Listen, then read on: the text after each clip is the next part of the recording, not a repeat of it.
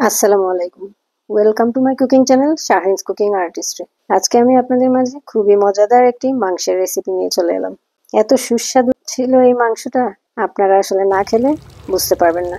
Same উপকরণে আপনারা এভাবে একবার ট্রাই করে দেখতে পারেন। একদম আচারি একটা মাংসের স্বাদের মধ্যে রয়েছে। আজকে আমি বাটা মশলা দিয়ে এবং বাটা মরিচ দিয়ে এই গরুর মাংসটা রান্না করব।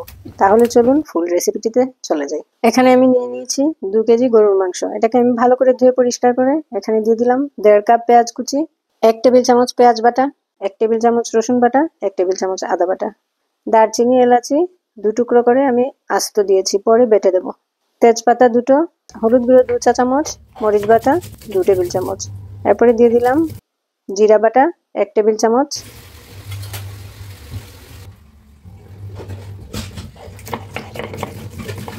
দারচিনি এলাচি বাটা 1 চা চামচ, দিয়ে দিলাম স্বাদ মতো লবণ ও কয়েকটা কাঁচামরিচ, দিয়ে দিচ্ছি 1/2 কাপ তেল। দিয়ে ভালো করে এটাকে আমি মিক্স করে নেব। খুব ভালো করে এটাকে মিক্স করব।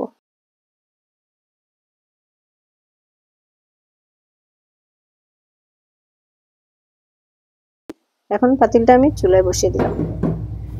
অল্প আঁচে আস্তে আস্তে করে মাংসটা আমি রান্না করব।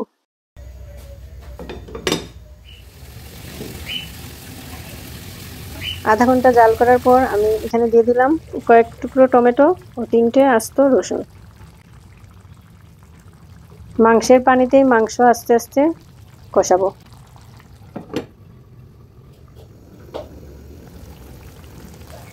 আবারও আমি এটাকে ঢেকে দেব যতক্ষণ না পর্যন্ত পানি শুকিয়েছে।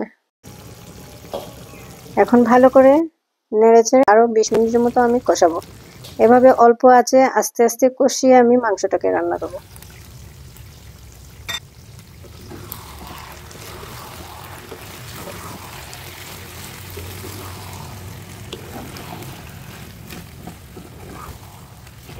এখন দিয়ে দিচ্ছি সামান্য পানি, খুবই সামান্য পানি, গরম পানি দিয়েছি।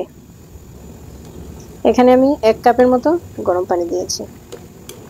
আমি খুব একটা পানি দেব না, কারণ পানিতেই মাংস আস্তে আস্তে সেদ্ধ হবে।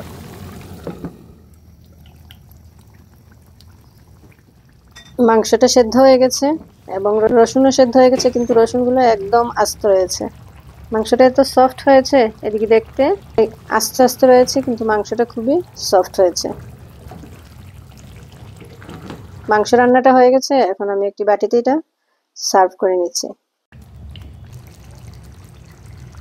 আপনারা দেখেই বুঝতে পারছেন মাংসটা কিরকম হয়েছে।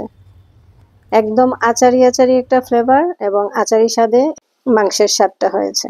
রেসিপিটি যদি আপনাদের ভালো লেগে থাকে তাহলে অবশ্যই একটা লাইক, কমেন্ট ও ফলো দিতে ভুলবেন না প্লিজ। ইউটিউব থেকে যারা দেখছেন তারা অবশ্যই একটা লাইক, কমেন্ট ও সাবস্ক্রাইব করে আমার সাথে থাকবেন। আপনারা দেখে নিশ্চয়ই বুঝতে পারছেন মাংসটা কতটা টেস্টি ছিল। অবশ্যই ট্রাই করবেন। পরবর্তী রেসিপি দেখার আমন্ত্রণ রইল।